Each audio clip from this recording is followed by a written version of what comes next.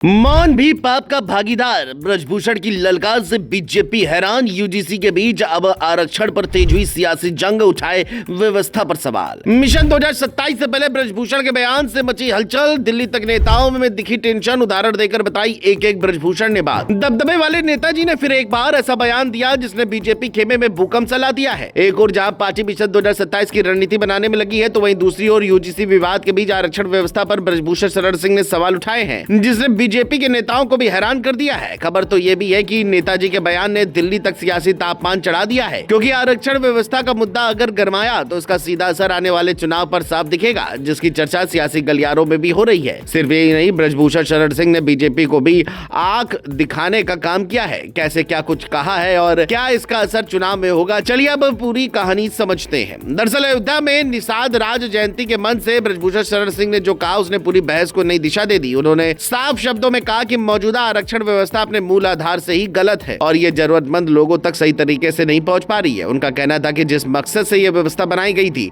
वो अब जमीन पर दिखाई नहीं देता। उन्होंने आरोप लगाया कि आरक्षण का लाभ सीमित लोगों तक सिमटा जा रहा है, जबकि असली हकदार अब भी पीछे छूट रहे हैं।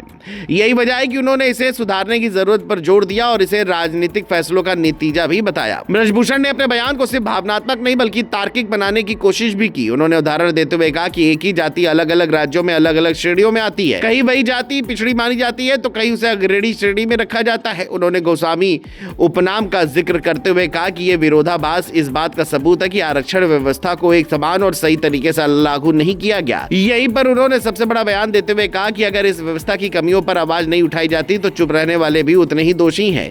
यही लाइन अब सियासत में सबसे ज्यादा गूंज रही है। इस बयान का असर सिर्फ एक मंच तक सीमित नहीं रहा, बल्कि अब इसका सीधा कनेक्शन 2027 से जोड़ा जा रहा है, क्योंकि उत्तर प्रदेश की राजनीति में आरक्षण और जातीय समीकरण सबसे बड़ा फैक्टर होते हैं। ऐसे में इस तरह का बयान सवर्ण, पिछड़ा और अन्य वर्गों के बीच नई बहस खड़ी कर सकता है। राजनीतिक विश्लेषकों का भी मानना है कि अगर यह मुद्दा आगे बढ़ता है तो सभी दलों को अपनी रणनीति बदलनी पड़ सकती है। खासकर बीजेपी के लिए यह स्थिति थोड़ी पेचीदा हो सकती है, क्योंकि एक तरफ उसे अपने पारंपरिक वोट बैंक को संभालना है तो दूसरी तरफ नए समीकरण भी बनाने हैं। इस पूरे घटनाक्रम की एक और अहम बात यह रही कि मंच पर अलग अलग दलों के नेता मौजूद थे। समाजवादी पार्टी से जुड़े चेहरे भी वहां नजर आए, जिससे ये संकेत मिला कि ये मुद्दा आने वाले समय में और बड़ा रूप ले सकता है। वही विपक्ष इस बयान को किस तरह भुनाता है, ये भी देखने वाली बात होगी। क्या इसे सामाजिक न्याय के मुद्दे के तौर पर उठाया जाएगा या फिर सरकार के खिलाफ एक बड़े हथियार के रूप में इस्तेमाल किया जाएगा, इस पर भी सबकी नजर बनी हुई है, क्योंकि राजनीति में मुद्दे जितने बड़े होते हैं उनका असर भी उतना ही गहरा होता है। देखा जाए तो ब्रजभूषण शरण सिंह का यह बयान सिर्फ एक टिप्पणी नहीं बल्कि एक बड़े सियासी संकेत के तौर पर देखा जा रहा है। यूजीसी विवाद के बीच उठी है आवाज जब आरक्षण की बहस को और तेज कर रही है। अब देखना यह होगा कि बीजेपी इस पर क्या रुख अपनाती है और विपक्ष इसे कितना बड़ा मुद्दा बनाता है। लेकिन इतना तय है कि मिशन 2027 से पहले यह बयान राजनीतिक माहौल को पूरी तरह गरमाने वाला है और आने वाले समय में इसका असर चुनावी मैदान में साफ दिखाई दे सकता है, क्योंकि जब आरक्षण जैसे मुद्दे पर बहस तेज होती है